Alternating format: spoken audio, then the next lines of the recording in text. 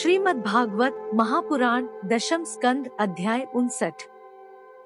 दशम स्कंद 59 अध्याय पूर्वार्ध। श्रीमद्भागवत महापुराण दशम स्कंद 59 अध्याय।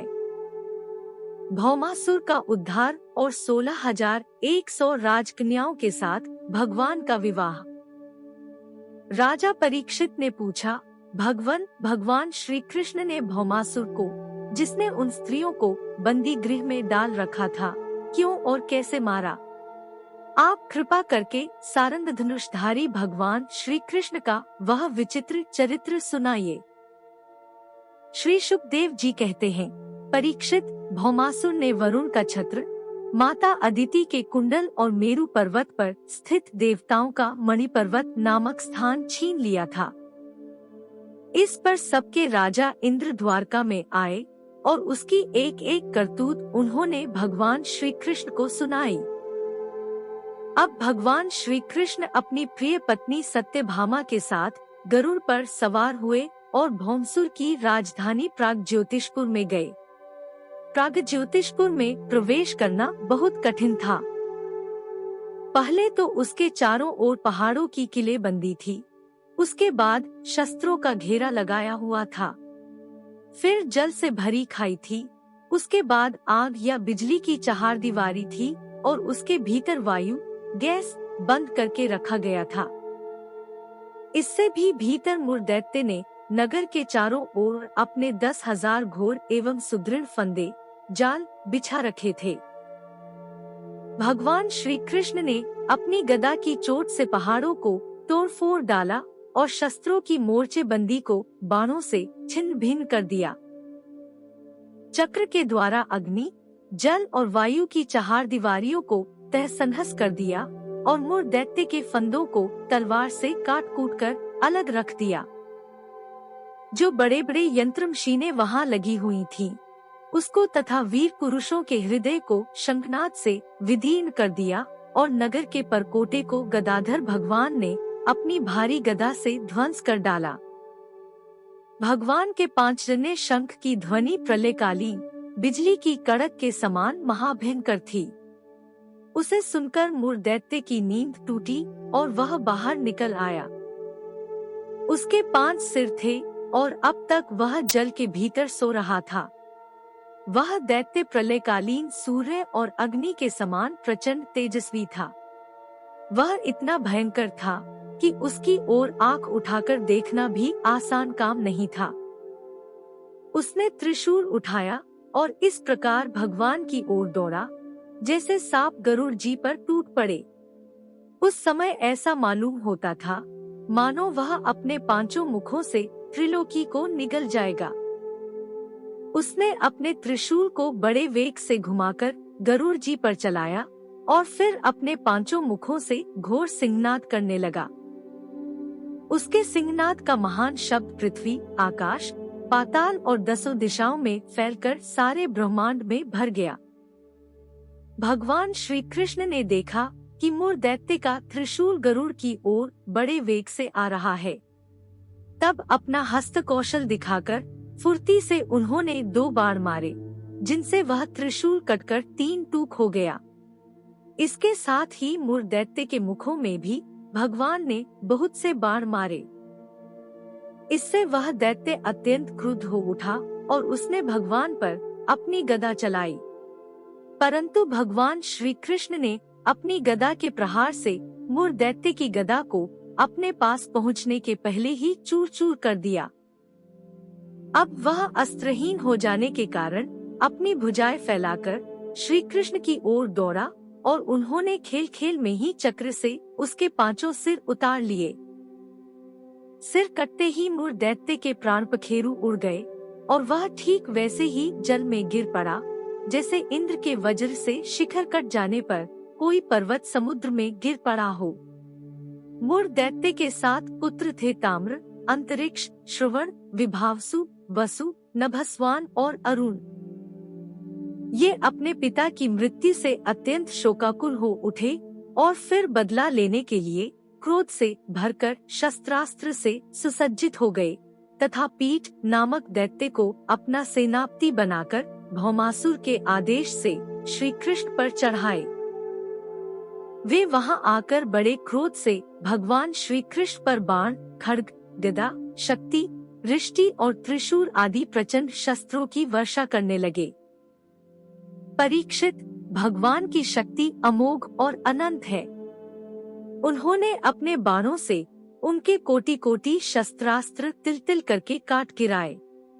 भगवान के शस्त्र प्रहार से सेनापति पीठ और उसके साथी दैत्यों के सिर, जांघें, भुजा, पैर और कवच कट गए और उन सभी को भगवान ने यमराज के घर पहुंचा दिया। जब पृथ्वी के पुत्र नरकासुर, भौमासुर ने देखा कि भगवान श्री कृष्ण के चक्र और बाणों से हमारी सेना और सेनापतियों का संहार हो गया, तब उसे असह्य क्रोध हुआ। वह समुद्र तट पर पैदा हुए बहुत से मद वाले हाथियों की सेना लेकर नगर से बाहर निकला। उसने देखा कि भगवान श्री कृष्ण अपनी पत्नी के साथ आकाश में गरुड़ पर स्थित है, जैसे सूर्य के ऊपर बिजली के साथ वर्षाकालीन श्याम मेघ शोभायमान हो। भौमासुर ने स्वयं भगवान के ऊपर शतघ्नी नाम की शक्ति चलाई और उसके सब सैनिकों ने भी एक ही साथ उन पर अपने अपने अस्त्र शस्त्र छोड़े। अब भगवान श्री कृष्ण भी चित्र विचित्र पंख वाले तीखे तीखे बाण चलाने लगे। इससे उसी समय भौमासुर के सैनिकों की भुजाएं, जांघें, गर्दन और धड़ कटकट कर गिरने लगे। हाथी और घोड़े भी मरने लगे। परीक्षित, भौमासुर के सैनिकों ने भगवान पर जो जो अस्त्र शस्त्र चलाए थे, उनमें से प्रत्येक को भगवान ने 3-3 तीखे बाणों से काट गिराया। उस समय भगवान श्री कृष्ण गरुड़ जी पर सवार थे और गरुड़ जी अपने पंखों से हाथियों को मार रहे थे। उनकी चोंच, पंख और पंजों की मार से हाथियों को बड़ी पीड़ा हुई और वे सबके सब आर्त होकर युद्ध भूमि से भागकर नगर में घुस गए। अब वहां अकेला भौमासुर ही लड़ता रहा। जब उसने देखा कि गरुड़ जी की मार से पीड़ित होकर मेरी सेना भाग रही है, तब उसने उन पर वह शक्ति चलाई जिसने वज्र को भी विफल कर दिया था। परंतु उसकी चोट से पक्षीराज गरुड़ तनिक भी विचलित न हुए, मानो किसी ने मतवाले गजराज पर फूलों की माला से प्रहार किया हो। अब भौमासुर ने देखा कि मेरी एक भी चाल नहीं चलती, सारे उद्योग विफल होते जा रहे हैं।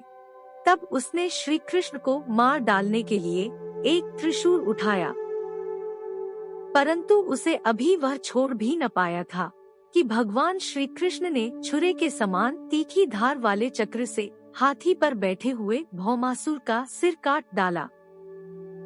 उसका जगमगाता हुआ सिर कुंडल और सुंदर किरीट के सहित पृथ्वी पर गिर पड़ा। उसे देखकर भौमासुर के सगे संबंधी हाय हाय पुकार उठे।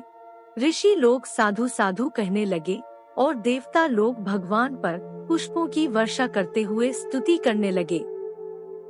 अब पृथ्वी भगवान के पास आई।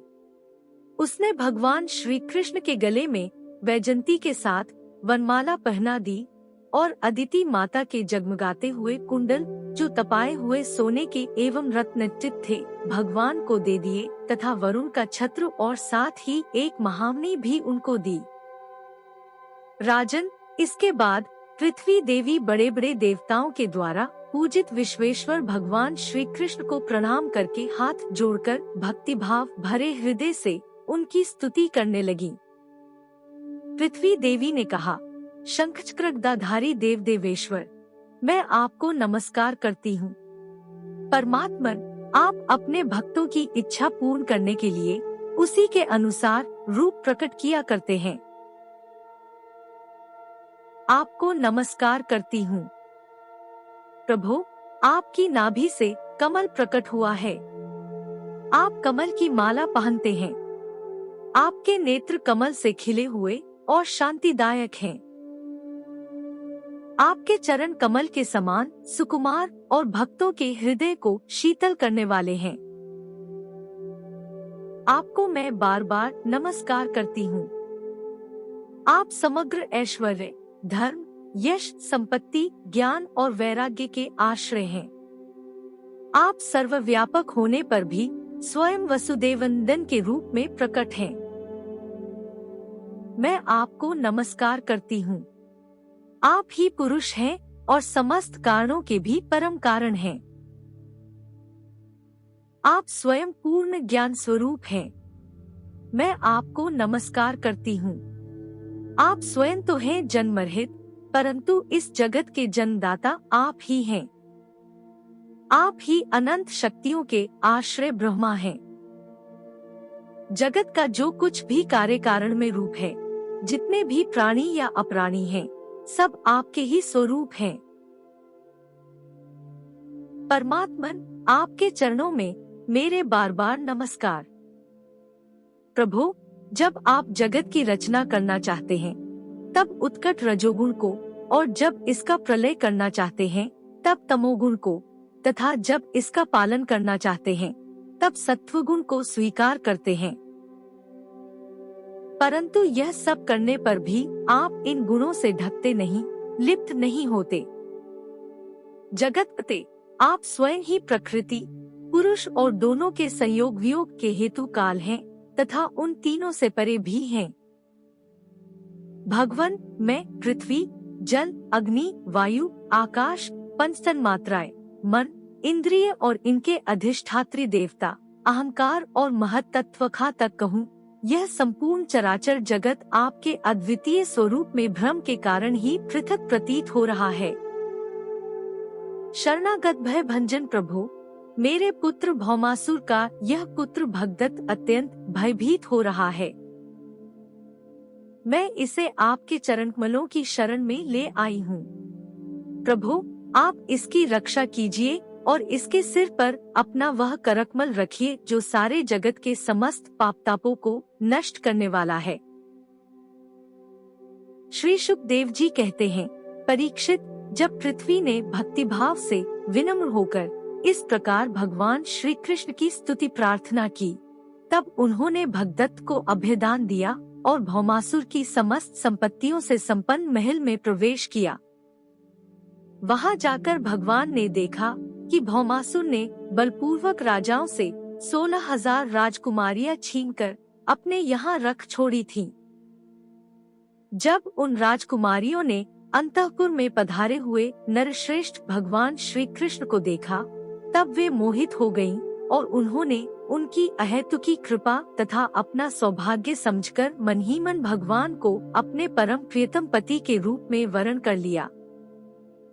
उन राजकुमारियों में से प्रत्येक ने अलग अलग अपने मन में यही निश्चय किया कि ये श्री कृष्ण ही मेरे पति हों और विधाता मेरी इस अभिलाषा को पूर्ण करें। इस प्रकार उन्होंने प्रेम भाव से अपना हृदय भगवान के प्रति निछावर कर दिया। तब भगवान श्री कृष्ण ने उन राजकुमारियों को सुंदर सुंदर निर्मल वस्त्राभूषण पहनाकर पालकियों से द्वारका भेज दिया और उनके साथ ही बहुत से खजाने, रथ, घोड़े तथा अतुल संपत्ति भी भेजी। ऐरावत के वंश में उत्पन्न हुए अत्यंत वेगवान 4-4 दांतों वाले सफेद रंग के 64 हाथी भी भगवान ने वहां से द्वारका भेजे। इसके बाद भगवान श्री कृष्ण अमरावती में स्थित देवराज इंद्र के महलों में गए। वहां देवराज इंद्र ने अपनी पत्नी इंद्राणी के साथ सत्यभामा जी और भगवान श्री कृष्ण की पूजा की। तब भगवान ने अदिति के कुंडल उन्हें दे दिए। वहां से लौटते समय सत्यभामा जी की प्रेरणा से भगवान श्री कृष्ण ने कल्प वृक्ष उखाड़कर गरुड़ पर रख दिया और देवराज इंद्र तथा समस्त देवताओं को जीतकर उसे द्वारका ले आए। भगवान ने उसे सत्यभामा के महल के बगीचे में लगा दिया। इससे उस बगीचे की शोभा अत्यंत बढ़ गई। कल्प वृक्ष के साथ उसके गंध और मकरंद के लोभी भौरे स्वर्ग से द्वारका में चले आए थे। परीक्षित, देखो तो सही, जब इंद्र को अपना काम बनाना था, तब तो उन्होंने अपना सिर झुकाकर मुकुट की नोक से भगवान श्री कृष्ण के चरणों का स्पर्श करके उनसे सहायता की भिक्षा मांगी थी। परंतु जब काम बन गया, तब उन्होंने उन्हीं भगवान श्री कृष्ण से लड़ाई ठान ली। सचमुच ये देवता भी बड़े तमोगुणी हैं, और सबसे बड़ा दोष तो उनमें धनाढ़ता का है। धिक्कार है ऐसी धनाढ़ता को। तदंतर भगवान श्री कृष्ण ने एक ही मुहूर्त में अलग अलग भवनों में अलग अलग रूप धारण करके एक ही साथ सब राजकुमारियों का शास्त्रोक्त विधि से पाणी ग्रहण किया। सर्वशक्तिमान अविनाशी भगवान के लिए इसमें आश्चर्य की कौन सी बात है। परीक्षित, भगवान की पत्नियों के अलग अलग महलों में ऐसी दिव्य सामग्रियां भरी हुई थी जिनके बराबर जगत में कहीं भी और कोई भी सामग्री नहीं है। फिर अधिक की तो बात ही क्या है। उन महलों में रहकर मतिगति के परे की लीला करने वाले अविनाशी भगवान श्री कृष्ण अपने आत्मानंद में मग्न रहते हुए लक्ष्मी जी की अंश स्वरूपा उन पत्नियों के साथ ठीक वैसे ही विहार करते थे जैसे कोई साधारण मनुष्य घर गृहस्थी में रहकर गृहस्थ धर्म के अनुसार आचरण करता हो। परीक्षित, ब्रह्मा आदि बड़े बड़े देवता भी भगवान के वास्तविक स्वरूप को और उनकी प्राप्ति के मार्ग को नहीं जानते। उन्हीं रमारमण भगवान श्री कृष्ण को उन स्त्रियों ने पति के रूप में प्राप्त किया था।